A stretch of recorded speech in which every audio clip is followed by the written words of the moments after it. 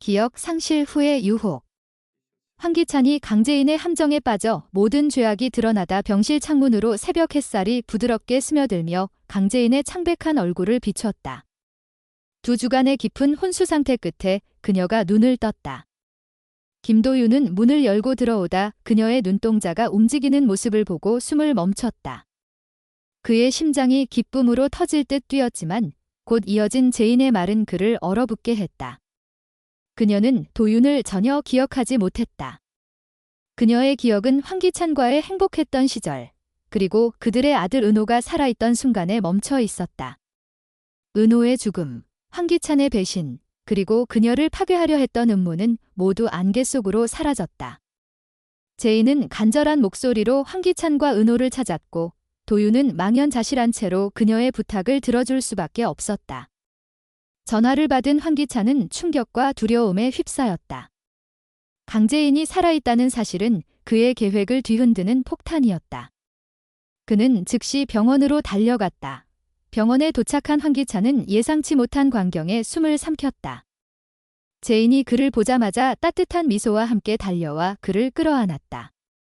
그녀의 품은 낯설도록 따뜻했고 그녀의 눈빛은 순수했다. 황기찬은 당황했다.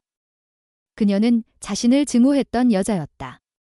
그런데 지금 그녀는 은호를 묻고 그를 그리워한다고 말했다. 순간 그는 깨달았다.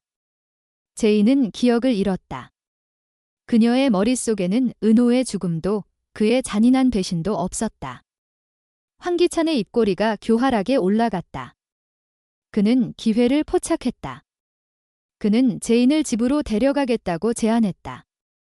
그녀를 곁에 두면 통제할 수 있을 거라 믿었다. 하지만 이 결정은 그의 파멸을 부르는 첫걸음이었다. 황기찬의 저택에 들어선 재인은 마치 시간이 거꾸로 흐른 듯 행동했다.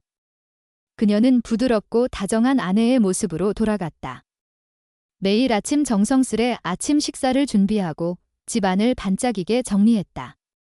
황기찬의 어머니 노숙자는 재인의 이런 모습에 감탄했다. 그녀는 재인을 칭찬하며 현재 며느리인 강세리와 비교했다. 강세리는 집안일을 외면하고 요리조차 할 줄 몰랐다. 노숙자의 끊임없는 비교는 강세리의 마음에 독을 심었다.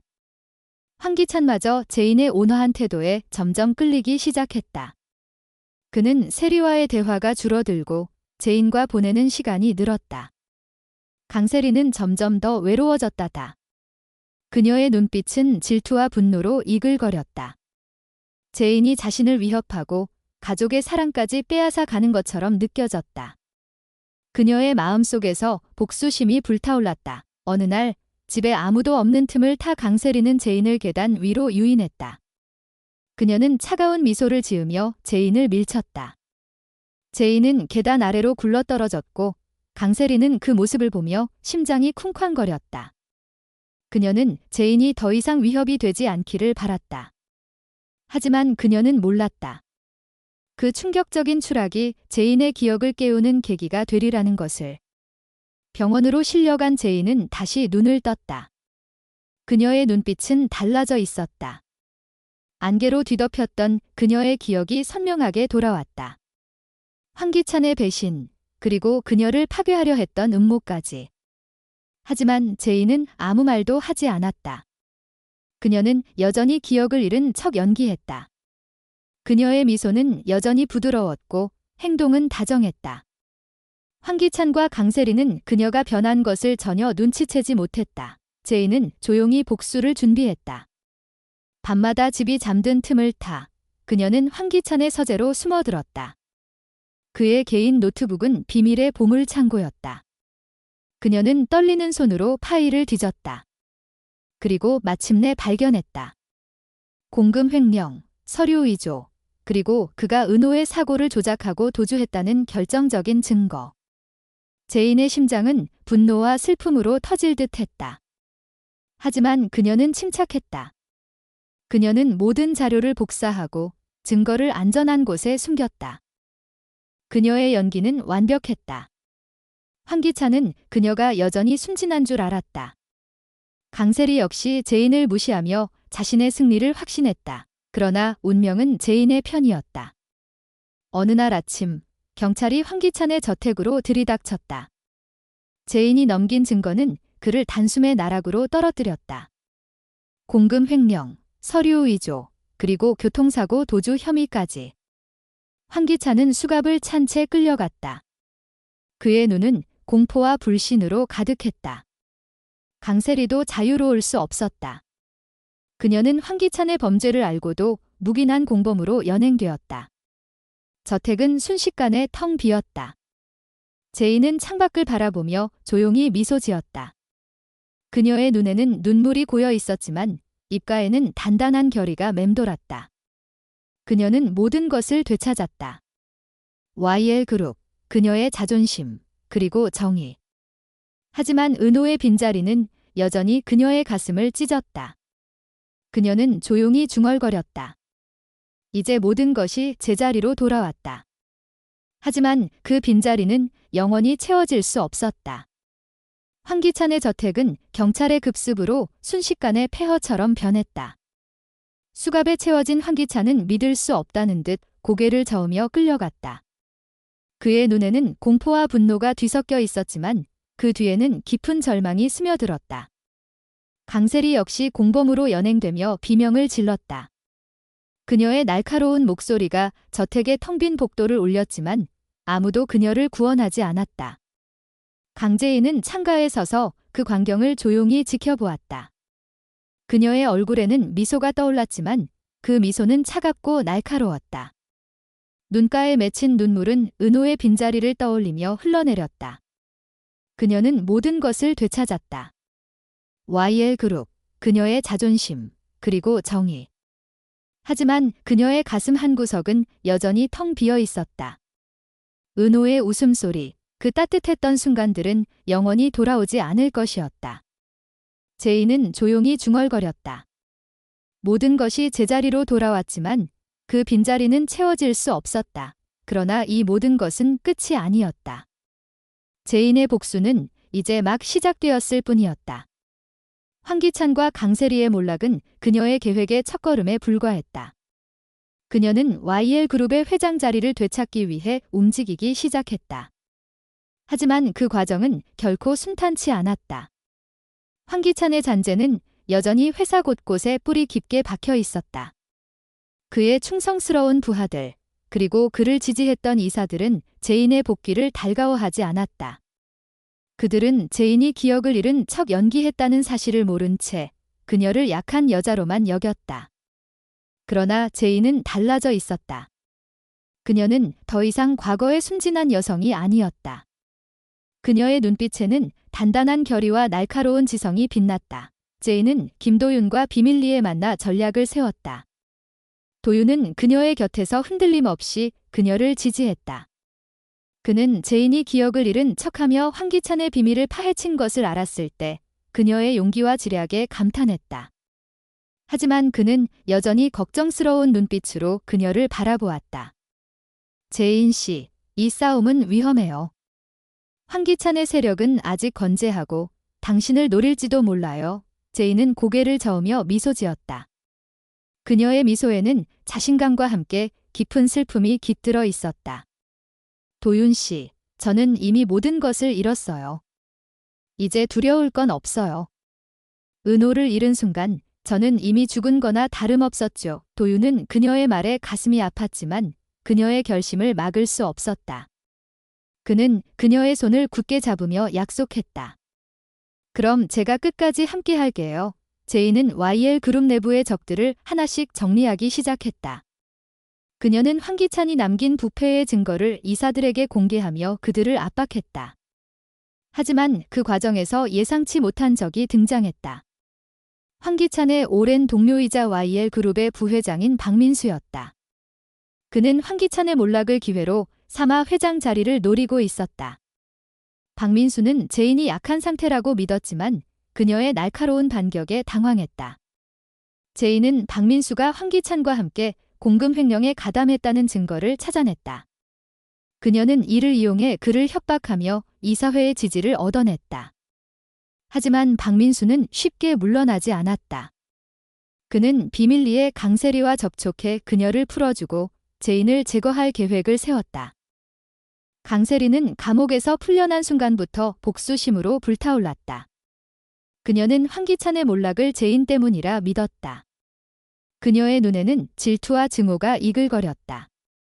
감옥에서 보낸 시간은 그녀를 더욱 교활하고 잔인하게 만들었다. 박민수와 손을 잡은 그녀는 제인을 파괴하기 위해 치밀한 계획을 세웠다. 그들은 제인의 약점으로 최자영, 제인의 어머니를 노렸다. 최자영은 알츠하이머로 인해 기억이 흐릿했지만 제인을 향한 사랑만은 여전히 강렬했다. 강세리는 최자영을 납치해 제인을 유인하려 했다.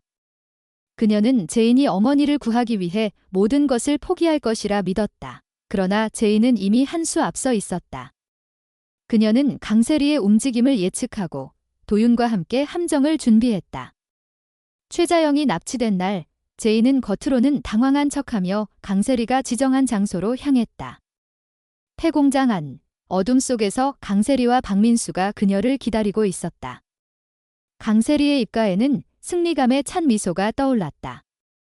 강제인, 드디어 내가 무릎 꿇는 모습을 보겠어. 하지만 제인은 차분했다. 그녀의 눈빛은 얼음처럼 차갑고 날카로웠다. 세리야, 내가 나를 이길 수 있다고 생각했어? 그건 내가 나를 너무 몰랐기 때문이야. 그 순간 경찰이 폐공장을 급습했다. 제인은 이미 경찰과 협력해 강세리와 박민수를 함정에 빠뜨린 것이었다. 강세리는 믿을 수 없다는 듯 비명을 질렀고 박민수는 절망 속에서 무너졌다. 그 모든 소란이 끝난 후 제인은 어머니를 품에 안고 눈물을 흘렸다. 최자영은 흐릿한 기억 속에서도 딸의 손을 꼭 잡았다. 제인아, 엄마가 널 지켜줄게. 그녀의 떨리는 목소리는 제인의 가슴을 파고들었다. 제인은 어머니를 요양원에서 데려와 함께 살기로 했다. 그녀는 더 이상 사랑하는 사람을 잃고 싶지 않았다. YL그룹의 회장 자리로 복귀한 제인은 회사를 재건하기 시작했다. 그녀는 황기찬과 박민수의 부패를 뿌리 뽑고 새로운 비전을 제시했다. 하지만 그녀의 마음속에는 여전히 은호의 그림자가 드리워져 있었다. 어느 날 그녀는 은호가 좋아했던 공원에 앉아 있었다. 바람이 그녀의 머리카락을 스치며 지나갔다. 그녀는 은호의 사진을 꺼내 조용히 바라보았다. 은호야, 엄마가 다 되찾았어. 내 목까지 지킬게. 그녀의 눈에서 눈물이 흘렀지만 그녀의 표정은 단단했다. 그 순간 도윤이 그녀 곁으로 다가왔다. 그는 말없이 그녀의 어깨를 감싸 안았다. 제인은 그의 따뜻한 품에서 잠시 눈을 감았다. 그녀는 알았다. 비록 은호의 빈자리는 채워질 수 없지만 그녀는 더 이상 혼자가 아니었다. 그녀는 도윤과 함께 새로운 미래를 만들어갈 것이다. 그러나 어딘가 어둠 속에서 또 다른 그림자가 움직이고 있었다. 황기찬의 비밀을 아는 누군가가 아직 제인을 노리고 있었다.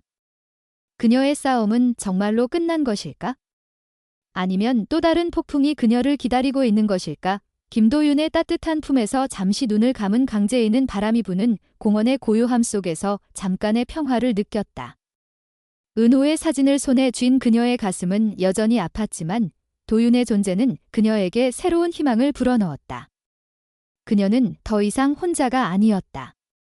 그러나 그 순간 그녀의 등 뒤로 스치는 섬뜩한 시선이 있었다. 어둠 속에서 누군가가 그녀를 지켜보고 있었다. 황기찬의 비밀을 아는 자, 그리고 제인을 파괴하려는 새로운 그림자였다. 그녀의 싸움이 끝났다고 믿는 순간 또 다른 폭풍이 다가오고 있었다. 이 며칠 후 YL그룹의 회장실에서 제인은 회사의 재건을 위해 분주히 움직였다. 그녀는 황기찬과 박민수의 부패를 뿌리 뽑고 새로운 경영진을 구성하며 회사를 정상 궤도에 올려놓았다. 이사들은 그녀의 단호한 리더십에 점차 설득되었지만 여전히 그녀를 경계하는 눈초리가 있었다. 제인은 그들의 의심을 알면서도 개의치 않았다. 그녀는 이미 최악의 상황을 겪었고 이제 두려울 것은 없었다. 하지만 그녀는 몰랐다. 회사 내부에 아직도 황기찬의 잔재가 남아있다는 것을. 그리고 그 잔재는 그녀를 노리는 새로운 음모의 중심에 있었다. 어느 날 밤 제인은 사무실에서 늦게까지 자료를 검토하고 있었다. 창밖으로 쏟아지는 비가 유리창을 두드리는 소리가 고요한 공간을 채웠다. 그때 그녀의 책상 위에 놓인 전화기가 갑자기 울렸다. 발신자는 익명이었다. 그녀는 잠시 망설였지만 호기심에 전화를 받았다. 수화기 너머에서 낮고 거친 목소리가 들렸다. 강제인, 내가 황기찬을 무너뜨린 걸 후회하게 될 거야. 제인의 심장이 쿵 내려앉았다. 목소리는 낯설었지만 그 안에 담긴 악의는 그녀를 소름 끼치게 했다. 누구세요? 뭘 원하는 거죠? 그녀가 물었지만 전화는 끊겼다. 그녀는 전화기를 내려다보며 이를 악물었다. 누군가 그녀를 노리고 있었다. 하지만 이번에는 단순한 협박이 아니었다. 다음 날 제인은 김도윤에게 이 일을 털어놓았다. 도윤의 얼굴은 굳어졌다. 그는 즉시 그녀의 안전을 걱정하며 경찰에 신고하자고 제안했지만 제인은 고개를 저었다. 도윤 씨, 이건 내가 해결해야 해요. 황기찬의 그림자는 아직 끝나지 않았어요. 그녀는 단호했다. 그녀는 이미 너무 많은 것을 잃었고 이제는 누구에게도 의지하지 않고 스스로 싸우기로 결심했다. 도윤은 그녀의 결심을 존중했지만 그녀를 혼자 두고 싶지 않았다. 그는 몰래 그녀의 뒤를 지키며 단서를 찾기 시작했다. 그날 저녁, 제인은 회사 창고로 이어지는 비밀 문서고를 발견했다. 황기찬이 남긴 비밀 장부가 그곳에 숨겨져 있을 가능성이 있었다. 그녀는 어두운 복도를 따라 문서고로 들어갔다. 낡은 서류 더미 사이에서 그녀는 황기찬의 서명을 발견했다. 그 서류들은 단순한 횡령 기록이 아니었다. 국제적인 돈 세탁 네트워크, 불법 무기 거래, 그리고 심지어 은호의 사고를 조작한 구체적인 계획까지 담겨 있었다. 제인의 손이 떨렸다. 은호의 죽음이 단순한 사고가 아니었다는 사실이 그녀의 가슴을 찢었다. 그녀는 눈물을 삼키며 서류를 복사하기 시작했다. 제인은 문서고에서 나온 서류를 경찰에 넘겼다. 이재혁은 체포되었고 황기찬의 범죄 네트워크는 하나씩 붕괴되기 시작했다. 하지만 제인은 알았다. 이 모든 것이 끝이 아니라는 것을. 그녀를 노리는 그림자는 여전히 살아 있었다. 그리고 그 그림자는 그녀가 가장 두려워하는 것을 알고 있었다.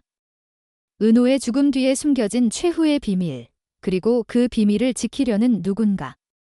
제인은 창밖을 바라보며 이를 악물었다. 그녀는 결심했다. 어떤 대가를 치르더라도 진실을 밝혀내겠다고.